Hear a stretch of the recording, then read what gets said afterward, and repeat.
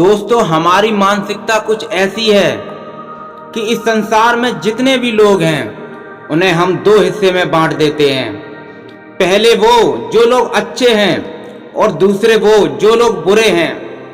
पर हम कभी भी यह सवाल अपने आप से कभी नहीं पूछते कि कोई व्यक्ति अच्छा या बुरा क्यों बन जाता है, क्योंकि आवश्यक सवाल यह नहीं है कि हम अच्छे कैसे बने, बल्कि जरूरी सवाल यह है कि हम इतने बुरे क्यों बन गए हैं और हम बुरे काम क्यों करते हैं। अगर आप भी इन दोनों सवालों के जवाब आसान भाषा में जानना चाहते हैं तो यह कहानी आपके लिए ही है। इस कहानी को अंत तक जरूर सुनें। तो चलिए कहानी को हम शुरू करते हैं।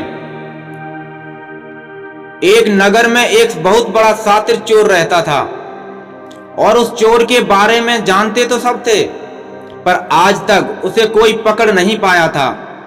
उस चोर ने अपना पूरा जीवन चोरी करने में लगा दिया था।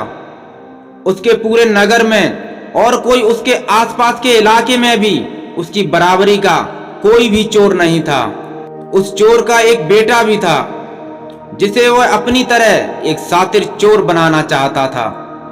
वो शातिर चोर अपने बेटे को हमेशा एक ही बात सिखाता था कि बेटा, कभी भी किसी भी साधु या सन्यासियों का उपदेश मत सुनना। अगर कोई तुमसे कुछ कहने भी लगे तो अपने कान बंद कर लेना और वहां से भाग जाना। उस चोर का बेटा उसकी इस बात को बचपन से ही सुनता आ रहा था, जिसके कारण उसके मन में ये बात अच्छे से बैठ गई थी, क्योंकि उस लड़के का पूरा ध्यान चोरी करने पर ही था। इसीलिए वह भी अपने पिता की तरह एक शातिर चोर बन जाता है।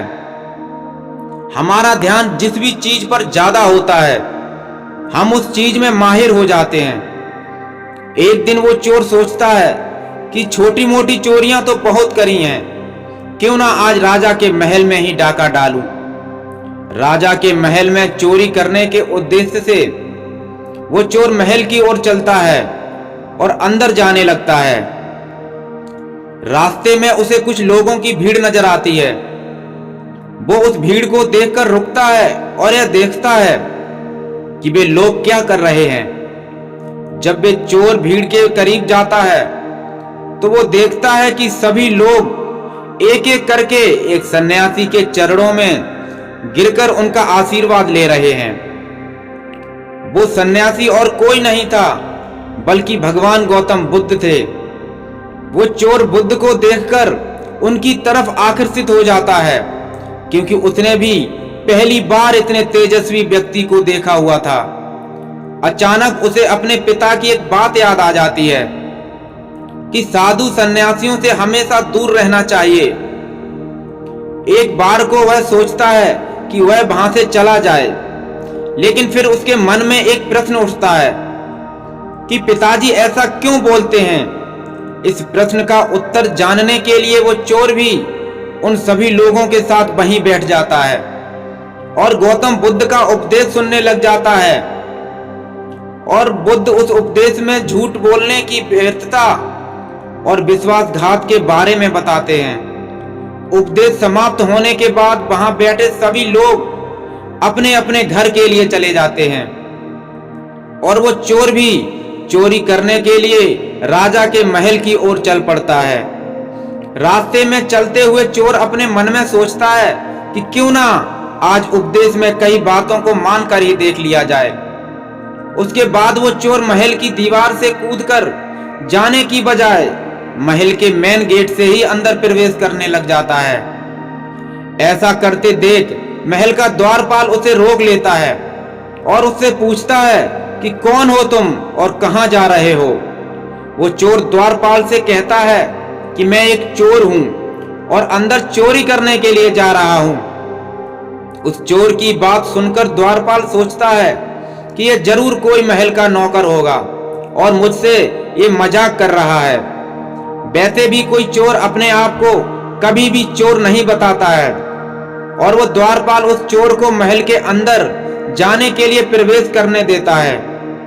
महल में प्रवेश करने के बाद वो चोर उस तिजोरी तक पहुंच जाता है जहां पर खजाना रखा हुआ था। वो चोर उस तिजोरी को तोड़कर बहुत सारा धन अपनी पोटली में भर लेता है और जैसे ही धन को लेकर वो चोर वहां से जाने लगता है तो उसे रसोई जर नजर आती है। महल के सभी लोग सो रहे थे, इसीलिए उस समय रसोई के पास कोई भी नहीं था और उस चोर को बहुत जोर से भूख लग रही थी। इसीलिए वो चोर रसोई में जाता है और पेट भर के खाना खाता है। भोजन करके वो चोर वहां से जाने लगता है। तभी अचानक उसे महात्मा बुद्ध की दूसरी बात भी याद आ जाती है कि जिसका हमने नमक खाया है हमें कभी भी उसके साथ विश्वासघात नहीं करना चाहिए। वो चोर मन ही मन में सोचता है कि मैंने इन राजमहल वालों का नमक खाया हुआ है और अगर मैं इनके धन को चोरी करके ले जाऊंगा तो ये विश्वासघात होगा। इसीलिए वो चोर उस धन को रसोई में ही छोड़कर जाने लगता है।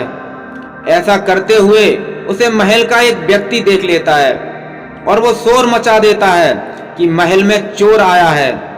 राजा के सिपाही उस चोर को पकड़ लेते हैं और उसे राजा के पास ले जाते हैं और उसके बाद राजा उस चोर से पूछता है कि जब तुमने धन चुरा ही लिया था तो तुम उसे छोड़कर क्यों जा रहे थे। वो चोर कहता है कि एक सन्यासी के उपदेश के कारण। किसी के साथ विश्वासघात करना बुद्धिमता नहीं है और बल्कि मूर्खता है। जिसके भोजन को खाकर हमें जीवन मिला है उसके साथ हमें कभी भी विश्वासघात नहीं करना चाहिए। उस चोर की बात सुनकर राजा बहुत प्रभावित हुआ और उस चोर से कहता है कि यदि तुम ऐसे ही उपदेश बचपन से सुनते तो आज ये तुम्हें दिन नहीं देखना पड़ता, तुम एक चोर नहीं होते। ये कहकर राजा उसे छोड़ देता है। लेकिन एक बात हमें हमेशा याद रखनी चाहिए कि सही संगत और सही उपदेश ही व्यक्ति का जीवन बदल देते हैं, उससे उसकी पूरी दुनिया बदल जाती है। तो दोस्तों, इस कहानी का उद्देश्य आपको सिर्फ यह सिखाना नहीं है कि आप किसी के साथ विश्वासघात ना करें या किसी से झूठ ना बोलें, बल्कि ये कहानी आपको सिखाना चाहती है कि आप बुरे तब तक ही हैं जब तक कि आप सही उपदेश सुनना और सही संगत करना शुरू नहीं कर देते। जो कल आपने गलत संगत कर ली थी, हो सकता है वही आज आपके दुखों का कारण भी हो।